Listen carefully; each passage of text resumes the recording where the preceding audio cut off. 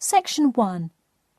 You will hear a conversation between Peter and Jim talking about some details for their shared accommodation. First, you have some time to look at questions 1 to 4.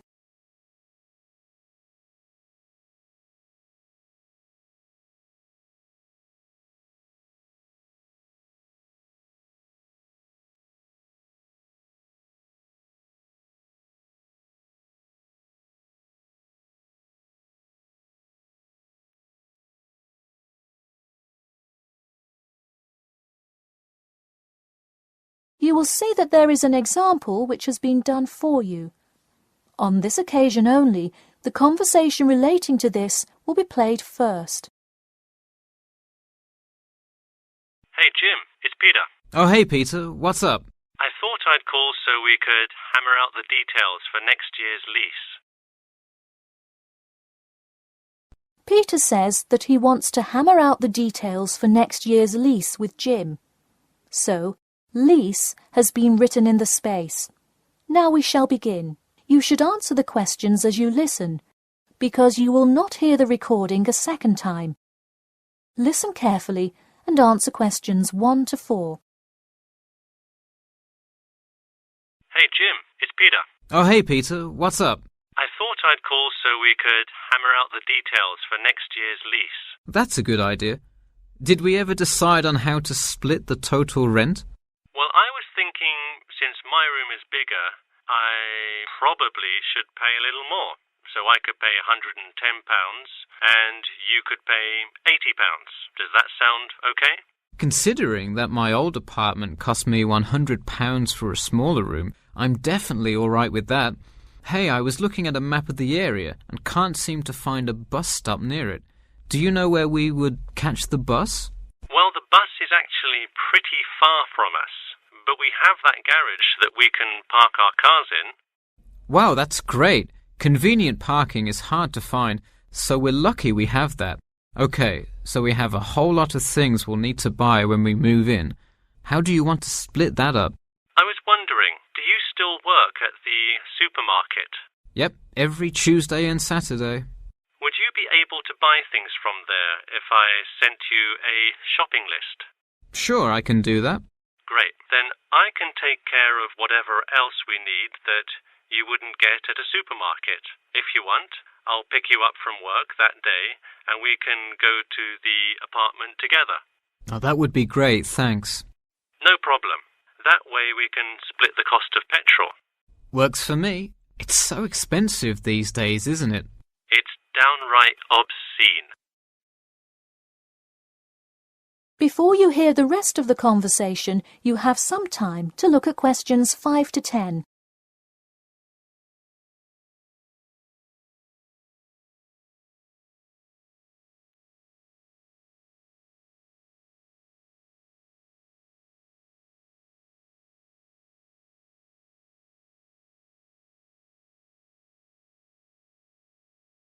Now listen and answer questions 5 to 10. So let's figure out what appliances we need. Do we have a microwave? Yes, the landlord's providing that for us. Hey, do you still have that space heater, though? We need one for the kitchen since it's not connected to the central heating. All right, I'll bring that. Anything else? Well, I have some dining room and living room furniture I can bring, so that should take care of most of the big stuff. You know what we do need, though? Could you bring a toaster? I actually don't have one. It doesn't come with the microwave. No, the landlord is only supplying the microwave. It would really help if you could bring one. Okay, I'll pick one up at the store. You know, I also have this cool antique rotary phone that would be a cool addition to the apartment, sort of as decoration and utility. Oh, cool. The only thing is, we'd have to put it in the kitchen unless you want it in your room. Why not put it in the living room? The living room's too loud to have a phone conversation. The noise sort of carries, so if one person is trying to watch TV or have friends over, the person on the phone won't be able to hear. Okay, well I guess kitchen it is then. Any other big things we need? That seems like everything. That's all I can think of. And of course, move-in is June the 1st. I can't wait. We'll be able to watch the big game in our new apartment. It's going to be awesome. Yeah, we can move in the morning, and then Friday night we can sit back and cheer on Liverpool. I have an exam in the morning, but we'll be done around 11 a.m. and can move in after. Wait, Liverpool? You're joking, right? I thought you were a Manchester United fan. Man U? No way. Liverpool all the way. Oh no, I don't know if I can live with a Liverpool fan. That is the end of section 1. You now have half a minute to check your answers.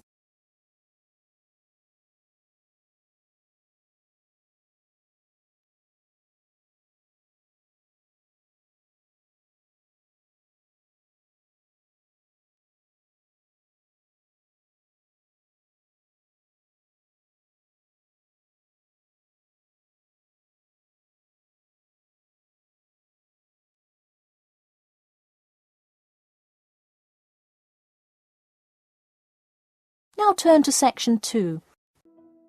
Preparing for IELTS? Still practicing on paper, but planning to take the computer-based test? At IELTSOneStopCBT.com, you can practice listening and reading in the exact computer-based format. Experience the timer, the screens, and the tools, just like the real exam. Get used to computer navigation and time management. Improve your speed and accuracy. Practice anywhere, anytime, on your device. Join thousands of students who are practicing smarter, not harder. Visit IELTSOneStopCBT.com. Section 2. You'll hear an HR representative of Earn and Learn giving some information about her company. First, you have some time to look at questions 11 to 16.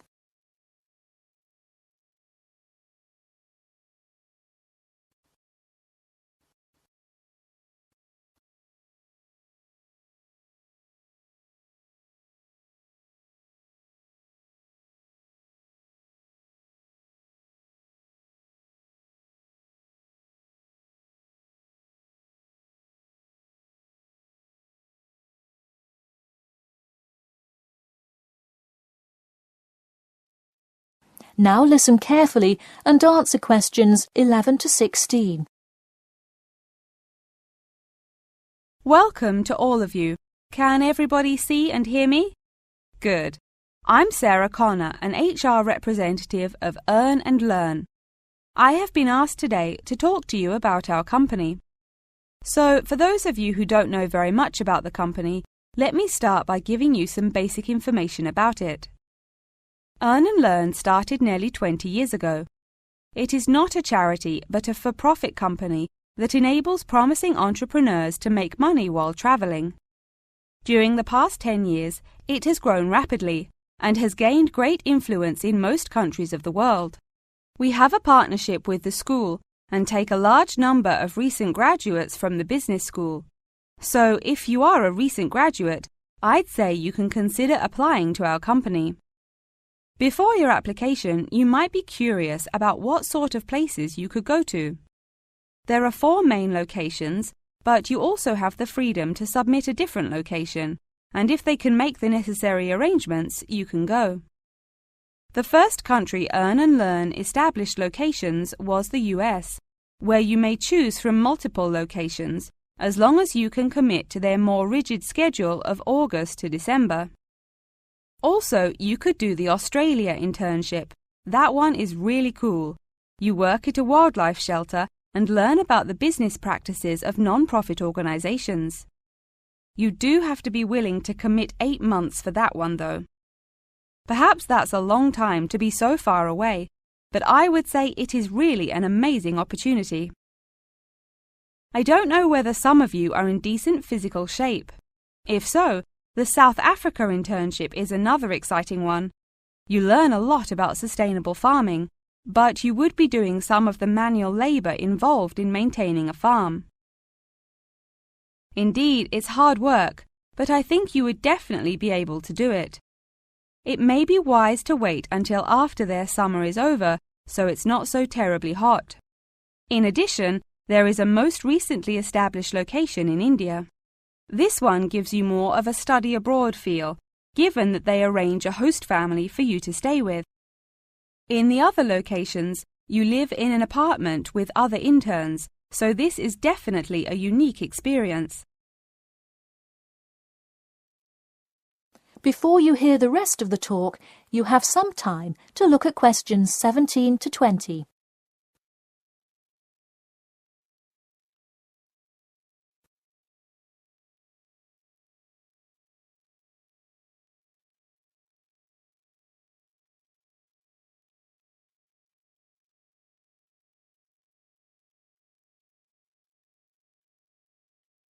Now listen and answer questions 17 to 20.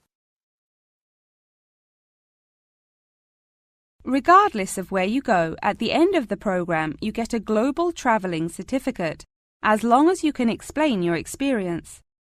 You can provide a written log of what you did. I recommend writing journal or blog entries about what you do every day, or a weekly summary of each day. Of course, you don't have to write up a formal report or anything like that, and you need to apply for it once you have returned. Some students may want to know whether this is a paid internship. Actually, you have to pay for the flight there yourself. But you have the opportunity to create your own small business, which could earn you money if it's successful. So basically, you pay for it all up front, but when you're there, you can find ways to make money. That is to say, you pay for 2/3 of the cost up front as a deposit, and then give the final installment 1 month prior to your return. Finally, I have to remind you that you need a health check before you go, to make sure you're not going to spread any communicable diseases.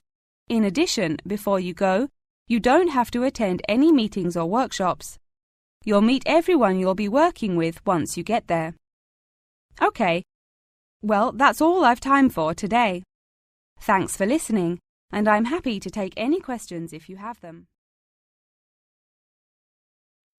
That is the end of section 2. You now have half a minute to check your answers.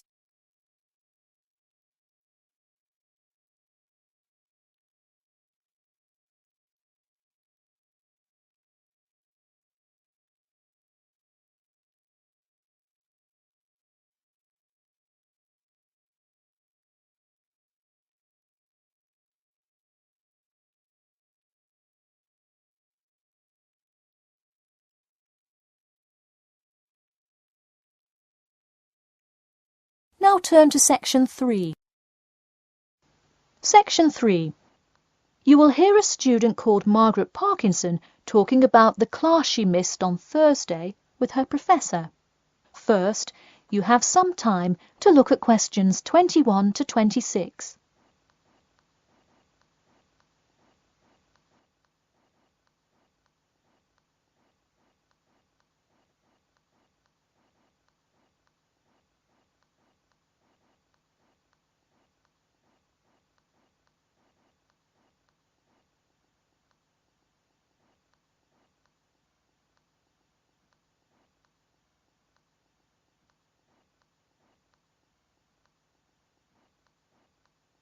Now, listen carefully and answer questions 21 to 26. Hi, Professor Timmons. Do you have a few minutes? I was hoping to talk about what I missed on Thursday. Hello, come in. Sure, sit down. Could you tell me your name, please? Margaret, sir. Margaret Parkinson. I apologise for missing your class, but I had to go to the hospital. I'm sorry to hear that. Everything is okay now, though, I hope? Yes, thanks. Glad to hear it. So on Thursday, I outlined the research project that will account for 30% of your grade. All students will be divided into groups and will give a well-researched presentation to the class covering a specific topic relevant to student life. Oh, that sounds interesting. Can we choose just any topic that pertains to life as a student, like how to start your own student organisation?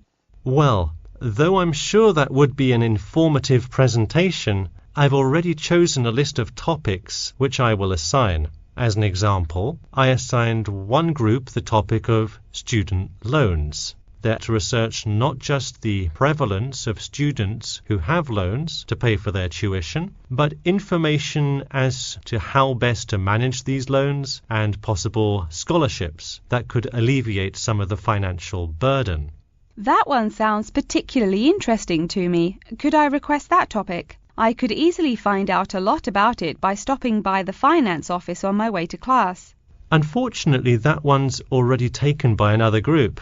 I have, however, assigned you to a group and given you all one of two choices. Oh, I see. What are the choices? The first is discussing smoking, trends in the number of student smokers compared with the general population, popular reasons students take up smoking, and more healthy alternatives to smoking. That one could be interesting. I'm not a smoker myself, but we'll see what my group thinks. If we did choose this topic, we would rather not put our fellow students on the spot to interview them. Where else could we gather information? How about where the cigarettes are sold? Oh, that's a great idea. I could interview the manager of a supermarket and find out the average age of people buying cigarettes, or how much they buy, that sort of thing. Precisely. Okay, I'll keep that in mind. And what was the other topic? The other topic is the practice of natural medicine. It sounds far more specific than the others, but it is more of an exercise of outlining a career path. If your group chooses this, you would cover the specifics of becoming a doctor of natural medicine, how to become licensed to practice natural medicine, what the career outlook is, etc. You could find much of the information you need on this in the careers office. Wow, that would be really helpful, not just in learning about natural medicine, but in how to approach researching any career path. That's the idea. I want groups to really think outside the box to find information on their topics. They should interview multiple sources. Okay, now I think I have the general idea. Before you hear the rest of the talk, you have some time to look at questions 27 to 30.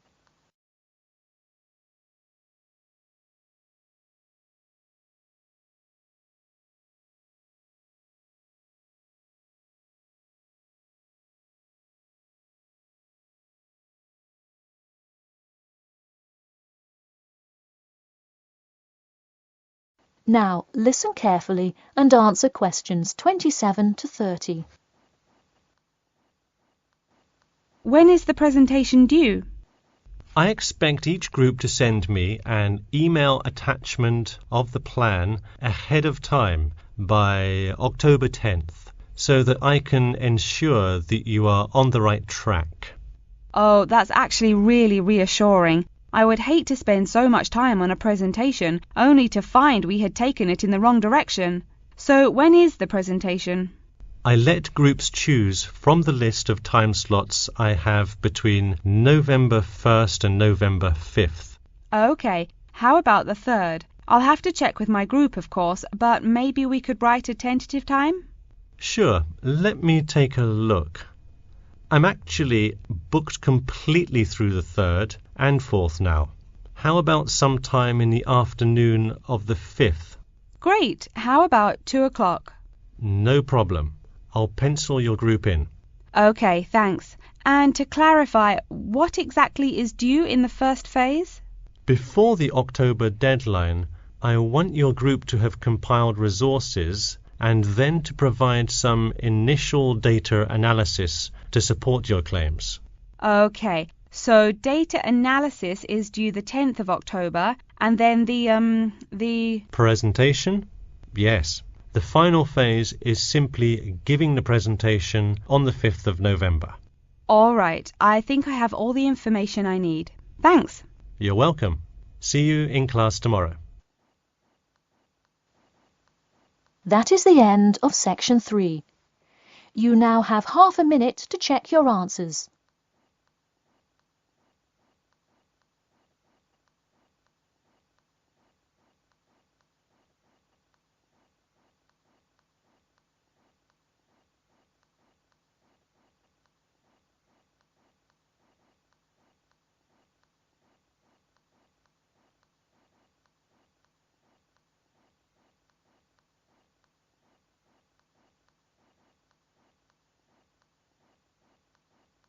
Now turn to Section 4. Section 4. You will hear an introduction about an eco-friendly building called the Gherkin. First, you have some time to look at questions 31 to 40.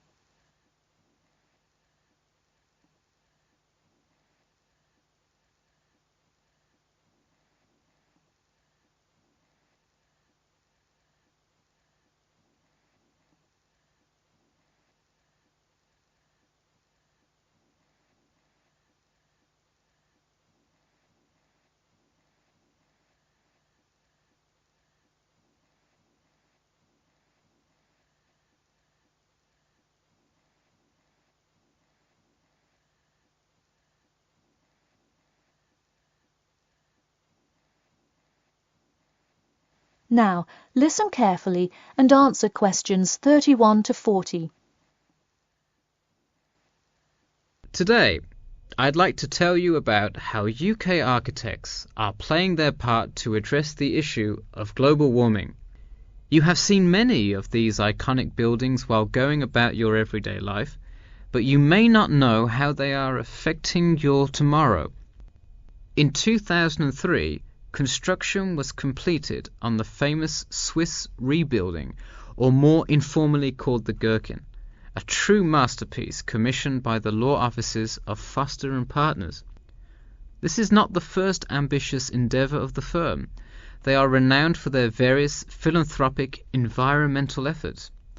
The Gherkin, with its cutting-edge green initiative and sharp design, is gaining recognition as an icon in modern architecture.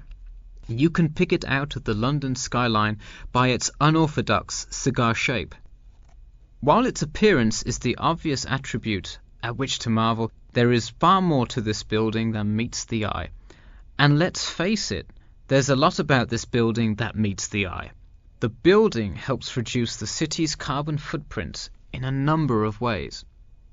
Just a quick note, in case you're not familiar with the term carbon footprint, get used to it. It's a buzzword you'll hear relentlessly to talk about reducing emissions. Think of it as the amount of harmful greenhouse gases that are given off into the environment by a single person, organization, or product.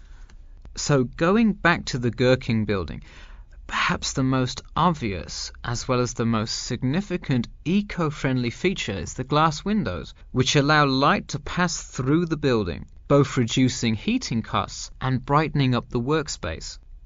The ingenuity behind the various eco-friendly aspects of the Gherkin has seen its fair share of publicity both from serious and silly sources. In a recent April Fool's Day edition, One e-publication printed a story detailing plans to replace 50% of the current exterior with grass, which would not only make large steps in the name of sustainability, but also give the building the green hue that would truly earn it the nickname of the Gherkin.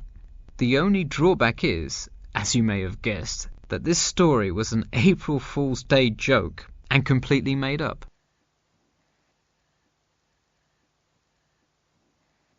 In all seriousness, though, the building is setting a new standard of design that other architects and city planners just cannot ignore. The building's bold and cost-efficient design has won a number of architecture awards, including the Stirling Prize, the London Region Award, and the Empress Skyscraper Award, among others. The design comfortably accommodates a large number of offices, while keeping maintenance and operation costs down, striking a superb balance between nature and the workplace. Nature is well and good, as long as the weather is nice outside. Given London's notoriously bad weather, the architects knew they must devise a quality temperature regulation system, and that they did. A special system designed to reduce the building's reliance on air conditioning was devised that cuts consumption in half compared to standard office buildings. There are atria that link each floor vertically to one another, forming spiraling spaces up the entire building. They serve not just as social common spaces, but also act as the building's lungs, distributing clean air from the opening panels in the facade through the entire building. The building isn't all business though. It has its fair share of fun as well. At the very top, a club room offers a picturesque entertainment spot for company functions, private parties, etc., with a breathtaking panoramic view of the city. The creation of such an innovative structure has many wondering what the future of urban planning and architecture may be. Well, if the other projects currently commissioned by Foster and Partners are any indication, the entire city constructed with similarly eco-friendly buildings is not far in the distance. The Masdar City development aims to create a desert city that produces zero waste and removes as much carbon dioxide from the atmosphere as it puts in, a huge feat in protecting our Earth. The Gherkin is a truly impressive feat, yet it is not the only one worth noting. Now to move on to another green initiative, I'll tell you about the Eden Foundation building found in Cornwall. That is the end of section 4. You now have half a minute to check your answers.